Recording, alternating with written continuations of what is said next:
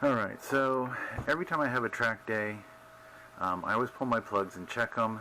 One of the things that I do when I have them is replace these crush washers at the bottom. So I went online and ordered $20 worth of these little guys. They are 50 cents a piece. I got them actually for Champion spark plugs because I could not find anybody else who sold crush washers. Go figure. So I'm going to pop those off, these old ones, put the new ones on, and then I will put these plugs back in the car and re-torque them to 20 foot-pounds, which is what my manufacturer book calls. So that's what I do, because I do check my plugs every single time, and reusing the old washers or crush washers, you basically will never get them tied again correctly. So back in a second. Alright, so what I do is I get them started just a little bit. Sometimes they're easy to spin off here just by lifting them and turning. You see they'll thread right up the spark plug.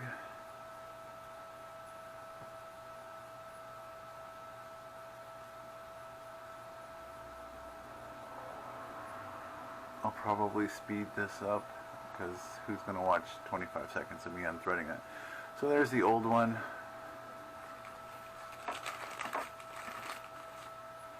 There's the new one. That's the old one. This is the new one. I don't know if you can tell, but this one is definitely been smashed where this one hasn't.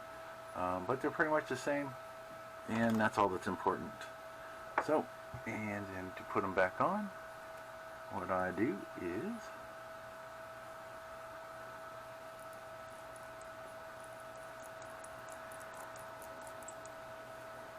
and for my car these were 12 mil.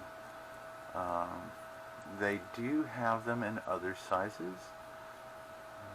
And then you just want to make sure when you get it all the way to the bottom that, see right here where it's sort of not right. Okay, and now it's on. All the way flat. That way when you install it and the washer crushes down, good to go. So that's one done. See, that's what I'm talking about. Sometimes when you first get them started, they don't want to turn. So if you just grab it with a pair of pliers, give yourself a little leverage. You can do that without messing up the plug or the threads. There.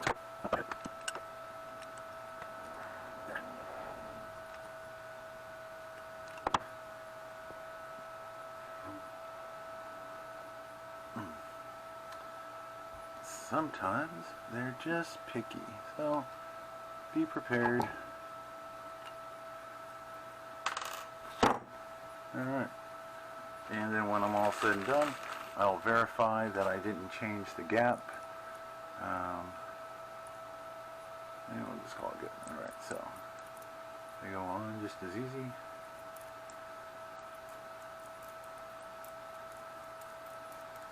And this will just ensure that while I'm at the track, I don't have any blowout or not properly torqued spark plugs. Everything will be right. Alright, and that's how we're going to do it for the next two, and that's it. So, I will show you when I'm completely done. Alright, so that's all four of them done. Now, the next thing I'm going to do is take a 28 thousandths of a feeler gauge here and just double check I didn't knock any of these out of place by doing this.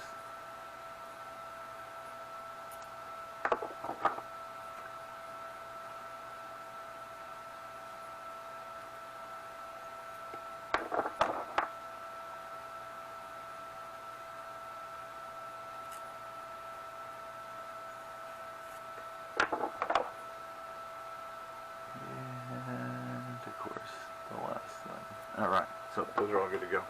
So what I use for gapping my spark plugs is a tool like this. Spark plug threads in one end. You can slowly apply pressure to the electrode on the other side, or the ground strap, and then you can take your measurements. This one here is actually a 14 mil. The one for these plugs is a 12. This is my for another project, so but I've already done that with these. I just wanted to make sure I didn't knock any of them out of place. But basically, there's my old crush washers. They're completely trash, no reason to keep them, so they will be going into the garbage, and they are done. Alright, so the next video is going to be putting some camber plates in the rear and adjusting the front camber, so stay tuned.